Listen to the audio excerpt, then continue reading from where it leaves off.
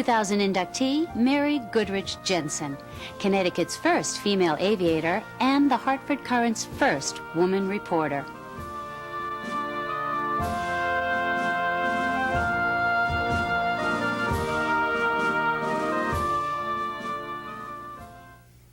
I think the person who had the most influence on my life, second only to my mother, was my grandfather. I didn't realize until I became a teenager and adult how very important a person he was and how great he was. He died when I was 16, but my very young days were spent looking for him to come home, because he would come home and go into his library and call me in, and I would sit on his chair, and he would read to me, and he would have me reading too. He had me reading the newspaper by I was 5, and fairy tales. Yes, he read fairy tales, but he also read Shakespeare to me. I loved him so deeply, and I missed him greatly when he went.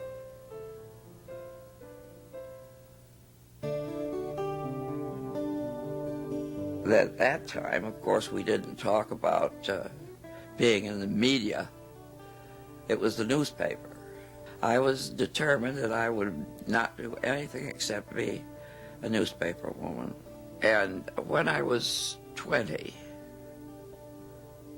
I went to the Hartford Courant and applied for a job as a reporter. And I was not conscious of it at the time, but as I look back on it, and as I've talked to my city editor subsequently, they kind of laughed at me. They thought it was very funny that a girl should come into the city room and ask for a job. It was definitely a man's province. Jack Reitmeyer, the city editor, found out that I was taking flying lessons. And he said, well, I tell you what, you get the first license for a woman in Connecticut, and we'll hire you.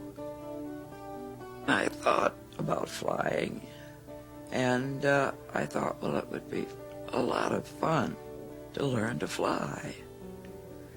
And when I went up for my first trip, not to taking a lesson, but fell in love with the air, being up and looking down, and it was just an experience, an unbelievable.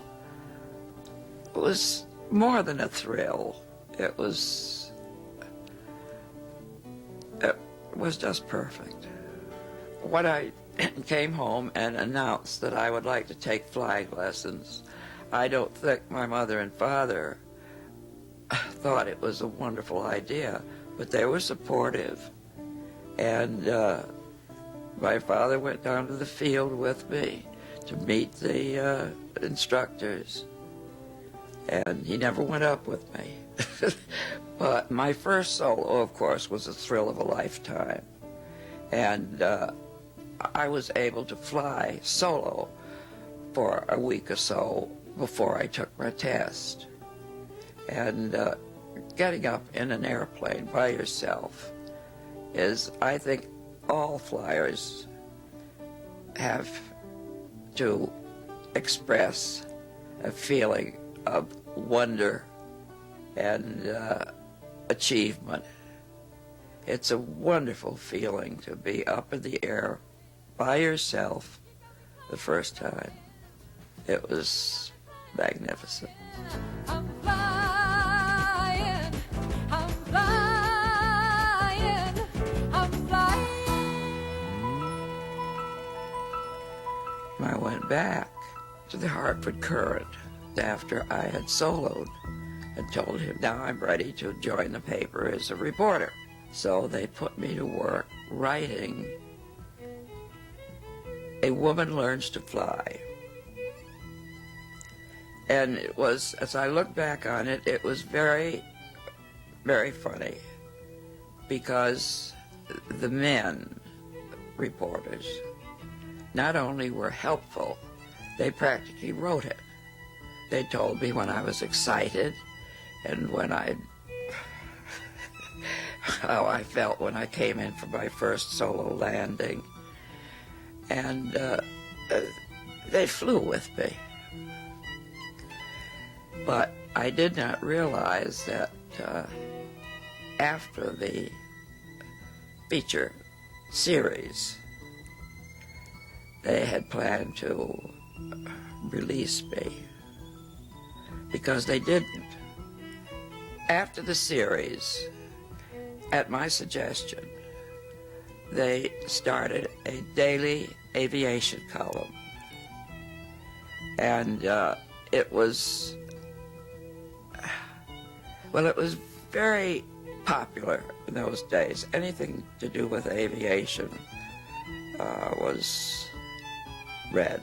Lindbergh, just the year before, had made his transatlantic flight, and he was still very much in the news. And of course, everybody was, in those days, went to Brainerd Field on Sunday and watched the airplanes and took $5 rides over Hartford.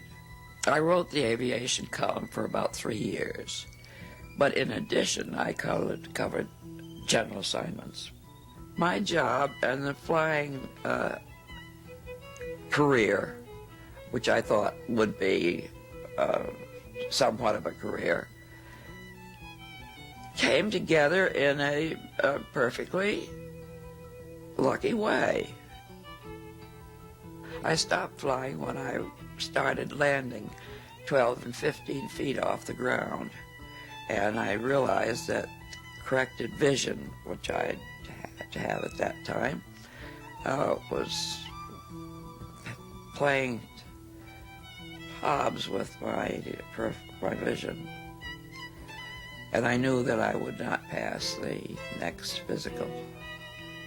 It was not a happy experience, because I did not want to lose my license, but I knew it was inevitable. Flying today in the huge passenger ships that are so comfortable is a different experience entirely. And all I can think of is that they don't have their engines. They're going to just drop like stones. When these little old planes that we flew, if the engine stopped, you usually had a chance to get down safely.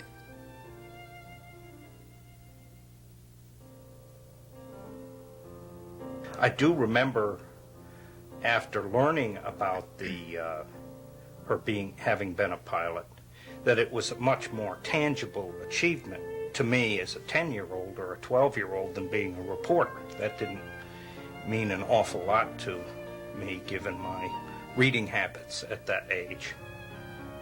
And I remember telling some of my friends that she was had been a pilot, and of course most of them didn't believe that this now 50-year-old woman had been a pilot.